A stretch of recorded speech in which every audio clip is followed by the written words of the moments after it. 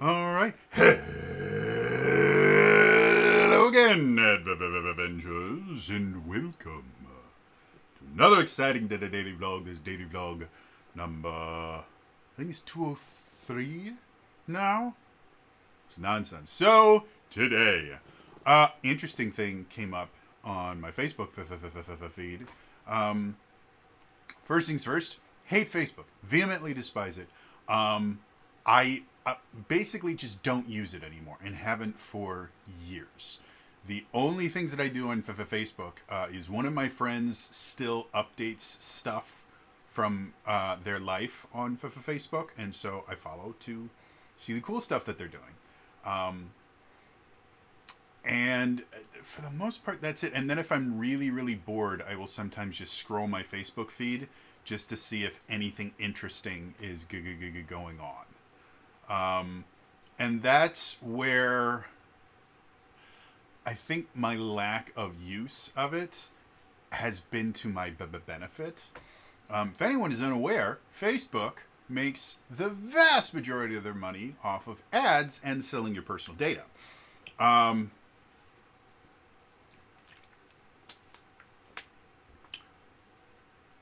And the way they make the most money off of ads, and this is something I'm not sure if a lot of people understand. So, in the world of marketing, if anyone doesn't know, I actually have a degree in marketing. In the world of marketing, the most important thing when you are creating an ad is finding a way, first choosing a target market and finding a way to get that ad almost exclusively in front of your target market. Because there's a lot of research and work that goes into creating ads and advertisements in general. And they are designed to appeal to a very particular subset of the population. And because they are hyper focused on that, if they're showed to if they are put in front of someone that's not part of that subset, their effectiveness drops like a rock, and it's basically a massive, massive waste of money. Now, being able to target specific people for advertisements is one of the most difficult things ever. Because again, for each person outside of your target market that you're advertising, you are losing money for the most part. Yes, you will sometimes accidentally entice someone to use your product that isn't part of your target market, but it's such a low return on investment that it's not worth it. You just lose money. And so throughout the years, the official kind of start, quote unquote, of marketing started around I want to say it was like the 40s, 50s. Because up until that point, scarcity and limitations were so prevalent that you didn't have to market your goods. If you were selling something, you were generally the only person or the only company selling that item in a given market. So as long as there was a market for your goods, the only thing you had to do was get your goods to the consumers. That was what you did, was you found a way to get your goods to consumers. It's one of the reasons why door-to-door salesmen were so big back in the turn of the century, because the biggest issue that companies had was getting their goods to their consumers. So door-to-door salesmen were really, really popular. Watch the opening scene of The Music Man if you want to kind of get an idea into that mindset, when they're all on the train and they're talking about how, salesman, but he doesn't know the territory. That's what they did, and they were very, very good at it.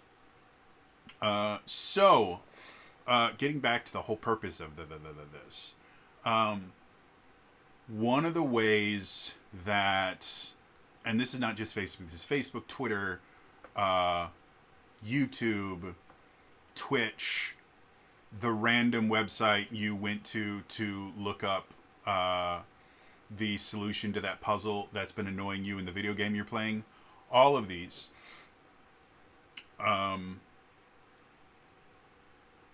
They develop kind of profiles for every one of their users to figure out what their likes and dislikes are, and then use that by tracking what you do on their website, and sometimes tracking what you do when you're not on their website. That's where cookies come in. That's where a lot of there's so much, like, people that like, well, I block all cookies. You're not stopping a whole lot. There are so many other ways that they've learned to kind of track your habits and things like that, that cookies are a very small portion of it anymore. It used to be very, very big. They're just not as big anymore. Still useful, just there's a lot of other things too. And so they increase their ability to charge more for ads by being able to say, hey, if you pay us for ads, we won't just put your ads in front of everybody in the world, which is a massive, massive loss for you. We can actually ensure that your ads go in front of a very particular subset of people that you want to advertise to. And that's kind of the golden goose of marketing, is being able to target the exact people that you want to target. So, because I use Facebook so sparingly, and because I don't really click on almost anything on there, I just kind of scroll, and every so often I'll click on a post that one of my friends have written so I can read the whole thing. And that's all I do. That's the only thing that they have the ability to track, because everything else is on my computer is separated from the website. I use a bunch of different security programs and stuff like that to prevent myself from being tracked off of websites. Again, it's still not perfect. So because of that, the only time I ever click on stuff is when I find them really, really interesting. And one of the things I've been clicking on a little bit more often is every so often, because I do have a penchant for tabletop RPGs, I will see a new tabletop RPG Kickstarter or backer kit being advertised on Facebook, and I will click on it. Now, like 70 or 80% of the ads that I see on Facebook are all tabletop RPG Kickstarters, which I'm not upset about. This is the best advertisement these people could give to me, because despite the fact that I can't support the vast majority of them, I want to know about them. I want to know that they're going on. I want to be able to kind of keep track of them as they go around. There have been multiple Kickstarters that I've found through these Facebook ads that I have actually backed, because I'm like, oh my God. I think Sentai and Sensibility was one of the first ones that I went, oh my, this is mine. Because that's the other thing I will every so often click on, is Power Rangers related stuff, because I'm a child. So, the reason for this video, I recently got an ad for as soon as I want to look up, I'll do it this way. There we go. For a backer kit campaign for a tabletop RPG called Ion Heart. And to say that I've fallen in love with this concept is an understatement. It is advertised as a solo mech exploration TTRPG. And the basics of Ion Heart is this. You build a character in basically a not post-apocalyptic, a post-Great War universe. Like, this isn't a single planet or a single country. You're in a universe that just had a massive, massive war that wiped out large portions of the population, as wars do. And what you do is you build your character, but your character is actually two different characters. You build the player character, and then you build their mech. And then you go on little exploration adventures with you and your mech becoming friends. And again, it's designed as a solo RPG, which is not something I have a ton of experience in.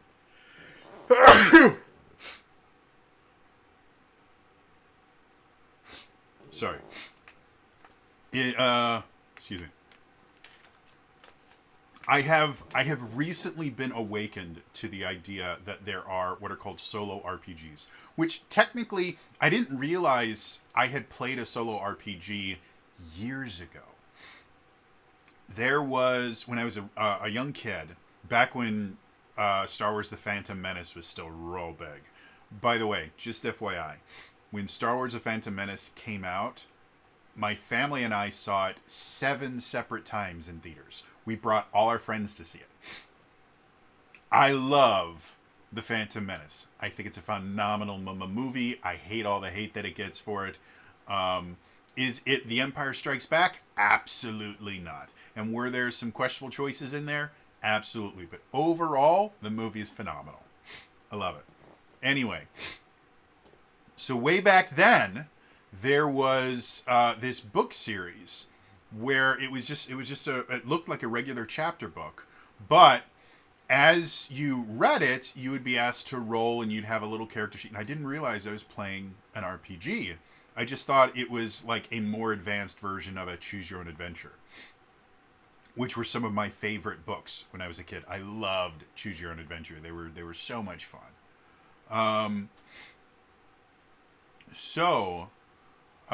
Other than that, I really don't have a ton of experience with solo RPGs. I found actually a couple D&D 5th edition based solo RPGs that I am thinking about purchasing at least one of them just to kind of try it out and see how it goes.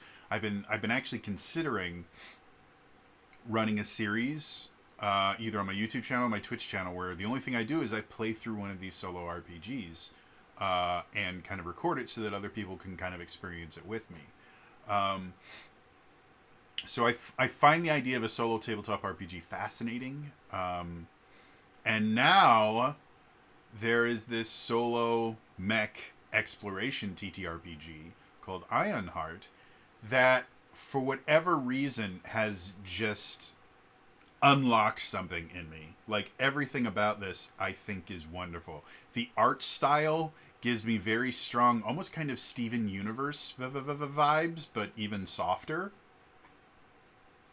which I think is great. As I mentioned in my in-depth review for the My Little Pony tabletop RPG, I'm becoming more and more interested in RPGs in general that don't focus on combat as the main kind of conflict resolution mechanism. The vast majority of tabletop RPGs, combat is how you resolve your most important issues. And the vast majority of tabletop RPGs, the largest sections of the player's handbook are on the combat mechanics.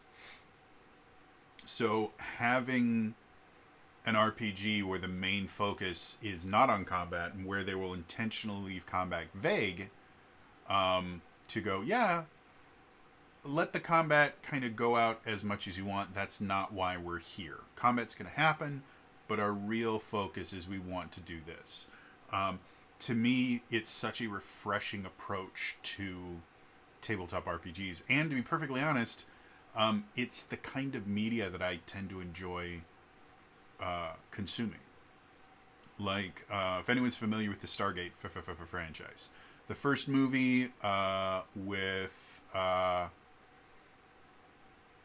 Kurt Russell and the guy that I can never remember his name.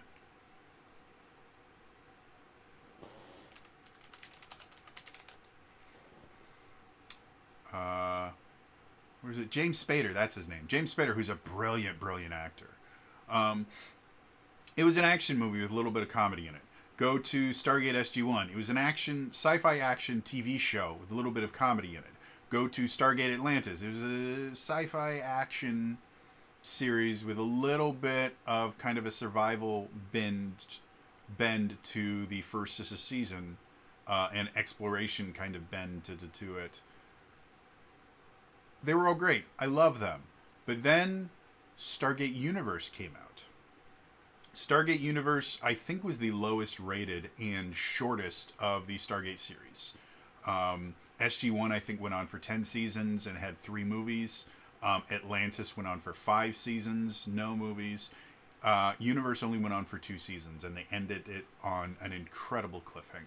But the thing that drew me to Universe is the reason it's my favorite Stargate franchise is Universe was about interpersonal conflict. It was a very character driven show.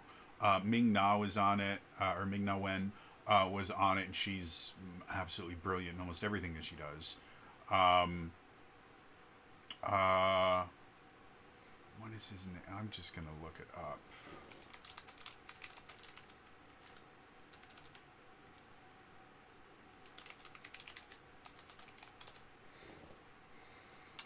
Who else was on it?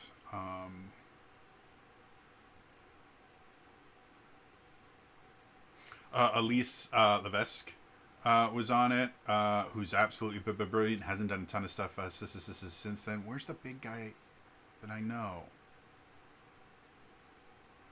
Lou Diamond Phillips is on it, and he was really, really good. What is his name? Robert Carlyle. That's his name. He didn't have a beard in his picture. Robert Carlyle. Probably one of the finest actors of his generation. He's a Scottish actor. He's absolutely brilliant. He's done a ton of things. He actually voiced, was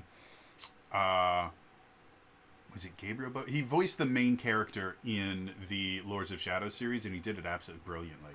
He's a very, very good actor. But everything about Stargate Universe was very interpersonal, and it was all about relationships and a bunch of, to be blunt, a bunch of really unlikable people getting shoved together and having to learn to like each other.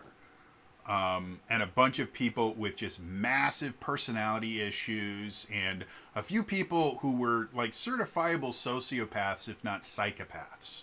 And they all had to kind of form this family, and it was a brilliant, brilliant show. So the idea of Ironheart being about, basically the way that they pitch it is it's about, well, here I'll read their description. Ironheart is a lo-fi solo mech TTRPG. Relax into your own story of interstellar exploration. Create a pilot and their mech best friend and sail the stars with. Discover planets, solar system, and cultures of your own making in the peaceful galaxy of the Astral Union. Ironheart is all about searching for your place in the universe. Your mech has been many things across its existence, from a weapon of war to a circus juggler. It has led many lives with many pilots. Your job as a pilot is to bond with your mech as you explore together and find a home for you both in the stars, wherever your path may take you. So, exploration's a big part of it, but also just forming a bond with this effectively secondhand mech that you have. And I find that fascinating.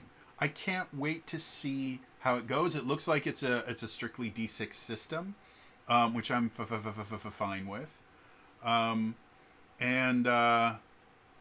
Yeah, like it just, everything about it seems so cool. And then they mention some of the influences, things like Twilight Imperium, Mass Effect, but also things like Vision of Escaflowne and The Iron Giant, Mobile Suit Gundam. You know, all of these really, really awesome series that I really love. Oh, except for Twilight Imperium. Never played Twilight Imperium, but I like. As a kid, I was obsessed with the Vision of Escaflowne. Mostly because for whatever reason, my parents wouldn't let me watch it, and so I did everything I could to learn about it. I think they just had issues with anime in general. Like the only anime I was ever allowed to watch when I was a kid was Pokemon. And even that, my parents started getting wary as it got into kind of weirder stuff. So I think that might have been why my parents thought that maybe the Vision of Escaflowne just wasn't for kids, despite the fact that it aired on, I think I want to say it aired on either Fox Kids or Kids WB. I can't remember which one. But Iron Giant, brilliant, lovely, amazing story. Mobile Suit Gundam, love the series. I have a Gundam behind me that I actually built. There, that dude, I actually built him from scratch using Gunpla. Which is basically model building without any glue or anything. And I did it while I still had my tremor, which blew my mind because I thought with the tremor I'd never be able to do it. So anyway, yeah, I wanted to talk about this really interesting thing that the backer kit still has 27 days left as of recording this. So I'm probably going to wait a little. I may wait until next month, just because this month I've already spent a decent portion of my my disability check on stupid things like food, and continuing to exist, and dealing with that damn stupid vole. Um, but yeah, I'm gonna leave a link to the backer kit in the description. Please check it out if you can. Back it. They have already hit their goal. I think they hit their goal really really fast. They're almost at 5 times their goal right now. So it's not like this thing is not going to get funded or anything like that. However, anytime I see a company that is kind of stepping out and doing something very different, than what the vast majority of the market is doing, I like to reward that as much as I can, as long as they're not doing it for the wrong reasons. Things like they're doing it to exploit a fan base, or they're doing it to win, kudo points, in whatever cause that they're claiming that they're attempting to live for. Stuff like that. Like, stuff like that will turn me off real quick. But this is just a company that seems like they went, you know what? We haven't seen this in the market. It's an interesting story to tell. So we're gonna do something. And like I said, the artwork itself that they've shown thus far looks adorable. And everything, and it's all pastel colors, and there's lots of pink in it. I think everything about it, pinks and blues, and yeah, like I said, the artwork to me feels very, very. It reminds me of Steven Universe without copying that art style completely. Like, the color scheme feels very Steven Universe, which is a series I really enjoy. So anyway, check it out. Back it if you can. And if you guys would be interested in me running like a limited series where I just go through an adventure or two in Ironheart once it actually does come out, let me know in the comments down below. Because like I said, I'm really interested in trying a solo RPG and just seeing where it goes, because I think that is a market I have not seen addressed in any way, shape, or form on YouTube and in the tabletop RPG and D&D community in general. It's just not something that people focus on at all, because everybody focus on the idea that tabletop RPGs are collaborative and you have to have a group of friends to be able to do them, which is perfectly fine. I'm not against the collaborative aspects of tabletop RPGs. However, I want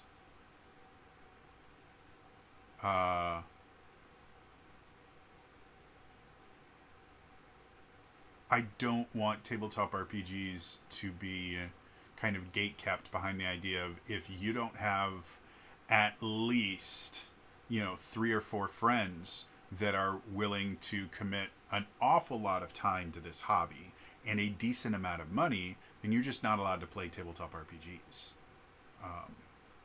I don't like the idea that while it is a logical limitation for a group-based play, it's kind of the same thing of, well, I want to play football, but I don't have anyone to play football with. Well, then you really can't play football.